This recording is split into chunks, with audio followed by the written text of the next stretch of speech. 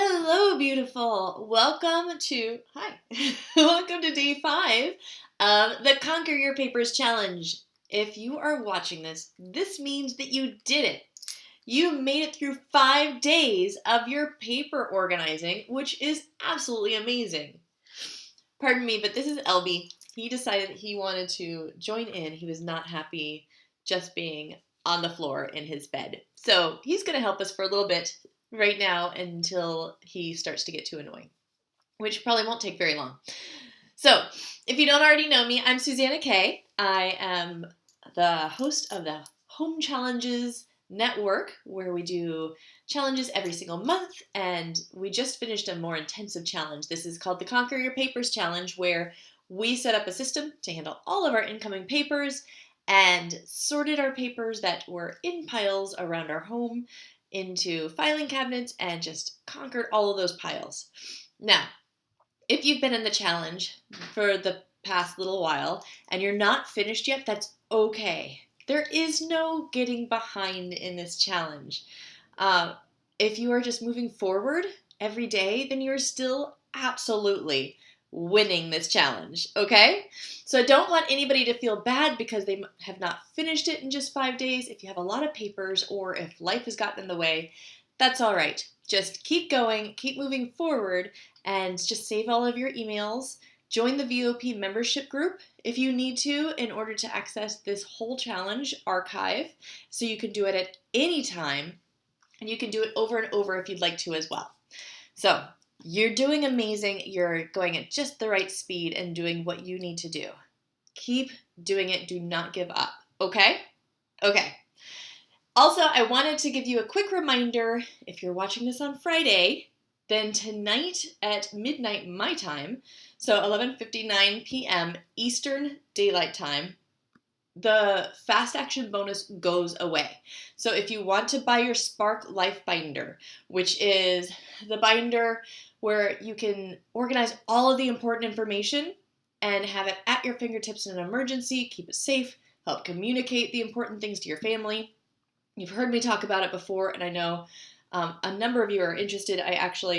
One more person just bought it since I hopped on this video, and there are 2 more people right now on the page making their decision. So if you've not already bought yours, end of the day Friday, the fast action bonus, which is your quick start, getting your whole binder up and running and ready, and just getting a fast start to this binder. You don't have to complete the whole thing as a project. The video series to get you up and running, super easy, and answer all the questions that you might need throughout setting up your binder, goes away at midnight, and you cannot get them again. So if you want this, and trust me, it's going to help so much, then make sure, please, to get your binder. It's only $99. Get it before the end of the night on Friday. And also, if there's still space, it looks like from the rate of purchases there might not be, but the first 50 people get admission to the Ultimate Papers Workshop, remember, which will take you in detail about the decision making for your archive papers. Those are the papers to keep for a long time. And then your file cabinet, exactly how to set it up for each personality type. I want you to make sure, if you need any help with your file cabinet, this is really going to help you, and there are only enough spaces for 50 people.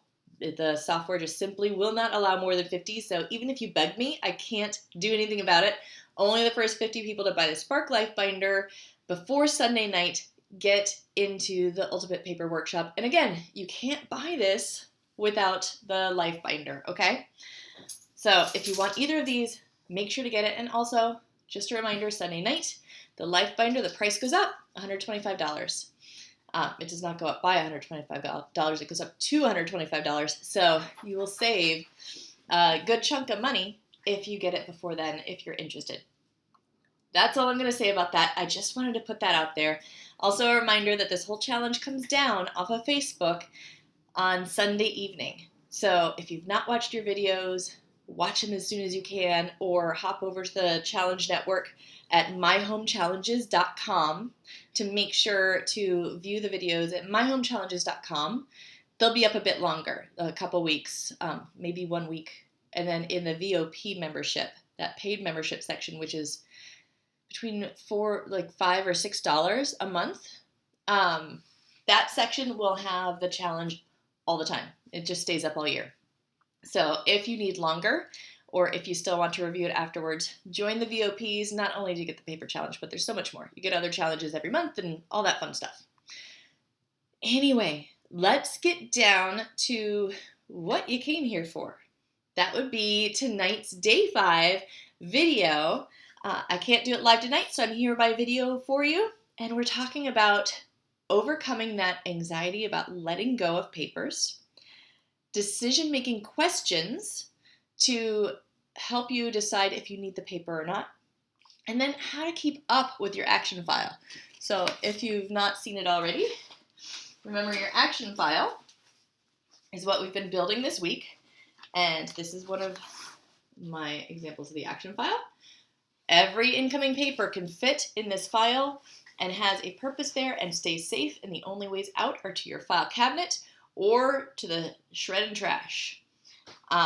So if you've not already built your action file, if you don't know what this is, go back to the beginning days of the challenge. But tonight we are talking primarily about the to-do and to-pay folders. So that is our main topic. I had a question earlier yesterday. I don't remember, yesterday or today. What is the to-do folder for if we already have to read, to enter, to file? What goes into do? That's a great question. So that's anything that does not fit into the other categories that you still have to do an action with. So if you needed to RSVP to an event, maybe you have a receipt because you need to return something. Maybe, what were some of my other examples I had? Maybe it's a phone call you need to make. Anything that's a to-do that does not fit into the other categories goes in your to-do. And to pay, you may or may not have a to-pay folder. It depends on how much you have that comes in that needs to be paid and needs to be processed in that way. Sometimes you can put your bank statements in there to reconcile, but if you're mostly online, the few things that come in you can put into do probably. So feel free to get rid of the to pay if you really only have to do. So that's what we're talking about today, and I wanted to go over really quickly. Sorry, I'm just making sure that I did not miss anything, because when it's live video, I don't know, I have an easier time with live video than I do with pre-recorded sometimes. It's like this pressure thing. I don't know. So, well, now you know a little bit more about me. So let's first talk about the anxiety of letting go. I had a question from Yvonne, and Debbie chimed in that she has the same problem, that she gets nervous, pardon me, when she has to let go of papers. She's always afraid that she might need them, it seems. If I got that wrong, Yvonne, comment on this, help me get it right, but I'm pretty sure that that's what the comment said. I'm going from memory. But she was saying even examples of keeping 15 years worth of utility bills just because you're afraid that you might need them one day, or you should, or you just have a problem letting go. So today, that's what inspired me to talk about some ways to get rid of that anxiety of letting go. Excuse me real quick. Water. So here are a few ways to let go of that anxiety about letting go of papers. First off, start before you think. So start going before you can even think about what the project is. Start letting go of papers before you can think beyond the whole, do I need this or not? Don't let yourself continue to gnaw on the thought. Make sure that you just make a decision, stand by it, and go. And don't stand in the thought ahead of time or during. This is really good even if you're just kind of getting stalled out on even getting started with sorting your papers. It can be intimidating because usually we're thinking of this massive project and our brain starts to think more and more about it'll take so long, what happens if I don't know what to do with something, it's going to be really stressful, what if I come across something that I don't want to find that I'll feel bad about or that I should have done, and your brain, the longer you let it think, will spiral down. So start before you can even think, and you can cut off your brain before it creates this whole imaginary scenario that does not actually exist. Second, practice taking some safe chances. So if you have a problem letting go of papers, maybe decide which ones you can test the waters with. You mentioned, Yvonne, the utility bills.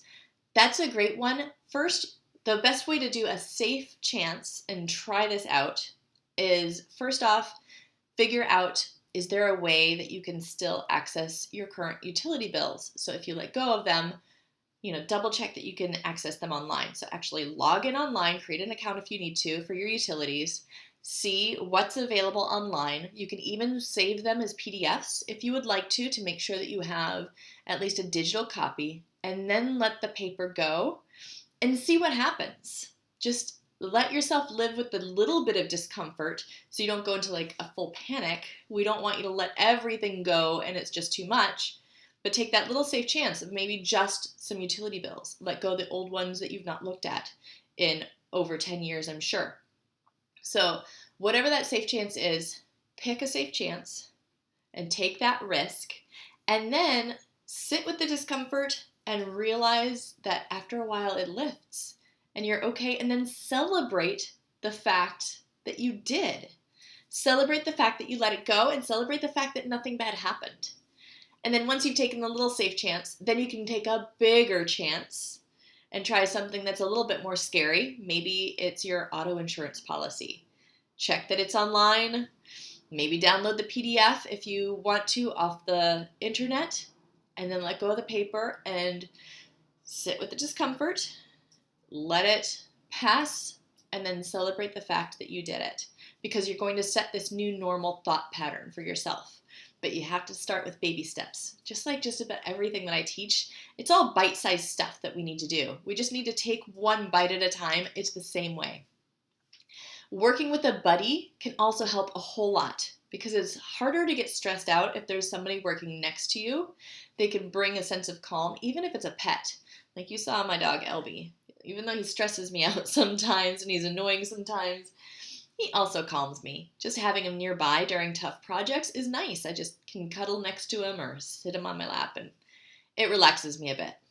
And then finally, play some uplifting music and celebrate as you achieve things. So when you let go of your 5th paper, give yourself a high five, do a dance around the room, tell yourself you're amazing, because maybe that was really hard for you. So that's a success, and you should celebrate it, and you should own the fact that you just did something that was hard for you and you did it anyway. So celebrate yourself, because that's also teaching your brain that this is the new normal. You are somebody who does not hold on to papers that you don't need, and you celebrate the fact that that is who you are. So Yvonne and anybody else, Debbie, whoever is having a problem letting go, just celebrate yourself when you do, and accept the fact that this is going to be your new normal. Then as far as decisions on the papers, how do you know what to let go of and what not to? I go deeper into this in the Ultimate Papers Workshop, which is the bonus for the first 50 people who buy the Spark Life Binder. If you don't get a chance to get into the workshop though, or if you aren't going to get a life binder, if you're just going to try to make your own, that's absolutely fine. I'm going to give you an overview right now of some of the decision-making questions for papers. So one of the first ones that I do is, how likely is it that I will need this? So something like your utility bill, how likely is it that after a year later you will need that utility bill? It's probably very unlikely. For example, a bank statement. A year later, aside from tax purposes, if you need them for taxes, save them with your taxes. And then after the 7 years or whatever your time limit is, let them go. But aside from taxes, how likely is it that you're going to look at that old bank statement? Once it's been a month or two, we usually don't look back. Now, on the opposite end, a home upgrade receipt. If you were to add on an addition to your house, or purchase something very large that's an upgrade to your home, maybe hardwood floors. That receipt, how likely is that you'll need it again? Well, that one's very likely. If you sell the house, it's going to prove a higher value for the house and what's been put into it. So that one would be probably a keep, because it's much more likely that you will need it. Pardon me. I've got Elby's hair in my mouth. Yeah. Ah, you gotta love dogs. All right. Question number 2. I don't know why I did that too. Can you get another copy of it? How easy is it to get another copy of it? So, for example, a flyer for an event. Maybe your kid's school has a bake sale coming up. How easy is it to get another copy of that? Really easy. I promise the PTA or whoever's arranging that will get you that extra copy of the flyer, no problem. All you have to do is send an email or ask. Now, a birth certificate. Trust me on this one, you can get another copy, but it's not easy. So you should keep the birth certificate because you can get another copy, but it's jumping through hoops, especially if you're from a small town in Iowa like I am. There was a lot of letters to mail. I had to pay $25, which is not the end of the world, but writing a check, mailing these letters to small town Iowa, waiting for the birth certificate, and it's just a certified copy. It's not even the original birth certificate, so there's no little cute ink feet on it or anything. It's just, I was born. So that one is much more important to keep because it's hard to get the copy. Event flyer, not hard to get the copy. Utility bill, not hard to get the copy. If for some reason you did end up needing your utility bill and you could not access it online, which most likely you can, but if you could not access it online, you could call them and you might have to pay a couple dollars. In the grand scheme of things, if you let go of 100 papers and need to pay $5 to get one back, isn't that huge area and all of that stress of organizing the papers, maintaining the papers, wondering what's in the papers, purging the papers? That to me is worth $5 to not have to do. So if you have to replace one paper, the small fee is worth it to be able to let go. All right, that's just my own opinion on it, but totally worth it. So not hard to get another copy. And then decision-making question number 3 that I use all the time. What is the worst thing that would happen if you did not have this paper? So imagine the absolute worst case scenario when you come across not having the paper. For example, your utility bill again. Let's look at that. Okay, maybe you need to prove your residence when you're signing up for a cell phone or registering the kids in school or something. For some reason you have to prove your residence and you need a utility bill. What's the worst thing that would happen if you did not have a paper copy?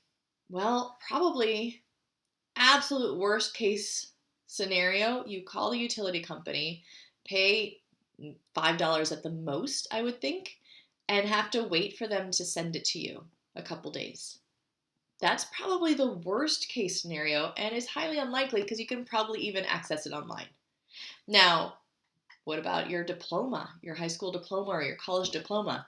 What's the worst thing that would happen if you were asked for it and needed it? Well, the worst thing that could happen is possibly you can't get through to the college because they are notorious for not being really good at the administrative side of things. You can't get right through to the right person. They're not able to reissue the diploma in a reasonable amount of time. It costs a whole lot more than the $5. It would probably cost a lot more money to reissue it. You'd have to go through a bunch of hoops to prove who you are, and it would take a very long time, and it would take probably some money and some effort and energy and stress. So not having your diploma, probably a lot more difficult. So the worst thing that would happen there is worth keeping it. The worst thing that would happen with your utility bill, maybe not worth keeping it. So those are my top 3 questions that I ask when I'm trying to make decisions on a paper and I'm just kind of having a hard time making my decision. Like I said, I go a little bit more in depth in the Ultimate Papers workshop. I also go much more in depth in what types of papers to keep and for how long. We go through all the different types and we go through keep or shred and all that type of thing. So if there's still spots available, I highly recommend you try to get into that. And then finally, keeping up with your action file. I almost said life binder. That one's easy to keep up with. Once you build it, then it's just done and self-managing and you just enter things as they come in. That's super easy to keep up with. The nice thing is this one is not hard to keep up with either. It seems intimidating because you look at it and you think, there's 6 folders I have to check, but there isn't. there's only 2 folders that you have to check, and that's only if you're using a to-pay folder. If you're only using a to-do folder, then there's only 1 folder to check. And those are the only ones that you need to set a habit around. So whatever the time frame is that's best for you, you know what types of items go into your to-do folder and your to-pay folder. For me, it's like once a week. I check it, but just create a habit to check these folders on whatever periodic basis you need. The other folders, when they get full, they can be dealt with. Until they're full, then you don't really have to worry, because if it's not where it's supposed to be, then it's in here. So the paper is safe. So don't worry about the other folders, either when they're full or when you have time. You can create a habit around them if you want to. Total overachiever if you do. You're probably a CEO or an administrator personality type if you do. But feel free to not create habits around those. Just focus on the to-do and to-pay and create the habits with those. And the best way to create those habits, pick a time and consistent time and day of the week, or a trigger to tie it to. So consistent time or day of the week would be maybe on your calendar every Monday evening at 7 p.m. you go through your to-do and to-pay folder and you put it on your calendar, and that's what you do every Monday, 7 p.m. A consistent trigger would be maybe every time you drop your kid off at soccer practice, which happens to be usually Sundays at 3 o'clock. Sometimes they do Saturdays at 9 a.m. I don't know about you, but here in Florida, when it rains so much, those soccer practices vary. And then there's not much to do while they're practicing soccer. It's only interesting for a couple minutes, and then it's kind of dull as you wait for them. So maybe you grab it and bring it with you to the soccer practice. The triggering event is dropping off a soccer practice, and you can do it anytime that triggering event happens, because I know that it happened once a week for us. Other triggering events, maybe whenever on the weekend you take a break for your coffee and just sit with your coffee. Maybe you just quickly scan through it. Or when you're done with your coffee, if you want time to just relax and sip your coffee for a bit, maybe when you're done, you empty your coffee cup and rinse it, and then you check your to-do folder. That's an option too. That's a triggering event. And it might not happen at exactly the same time, but this is the sequence that you do. And these habits you're already doing. So adding something onto a habit, just tacking it on, you're more likely to remember it that way instead of trying to not tie it to anything. So that's why I try to do that. And then also, don't let your brain make it more than it is. So these 2 folders, even if they're chock full of things to do or to pay, even if they're overflowing, that does not mean just because you check it that you have to do all of it. So your habit should be tied around not doing everything in your to-do and to-pay folder. Your habit is to check the to-do and the to-pay folder. Just look through it. Make sure there's nothing that has to be done right now. It is okay if you decide to put things back into one of your folders. Let's just talk, for example, about the to-do folder. It's okay if Sunday morning after your coffee, you check your to-do folder and you put everything back in because there's nothing urgent for the week. That's okay. That's a valid thing. Your to-do or your habit was to check the to-dos, not to do the to-dos. But this is your chance to see, oh no, I need to RSVP to that event that's in there. Those little things you can just quickly do when you come across them. And then put whatever's not due for a while back in if you don't have the time. If you do have the time and you are motivated still, knock out a bunch of them, celebrate your success at getting a bunch of to-dos done and starting off your day with a bang. But your whole habit is just to check it, not to do it. So when you're thinking about your habit around your action file, don't think about having to do your to-dos. Think about checking to see what's in your to-dos and just notice if there's anything important there. So that little shift, that mental shift, can really help you get past the blocks, because otherwise we put it off because we're afraid of what's in the to-do folder that we have to do. We just need to look at it. So that is the way to keep up with your action file. Tie the habit to, or tie the action to either a time or a trigger. Do it on whatever schedule you need. You might need to check it more than once a week. You might be all right with checking it every 2 weeks or a month. You know what type of things are in your folder, so do what's right for you. Well, I hope that this helped you out. I know I feel bad that on our last day, I'm not here live with you, and that drives me a little crazy. So I decided that Saturday, tomorrow, I will hop on live.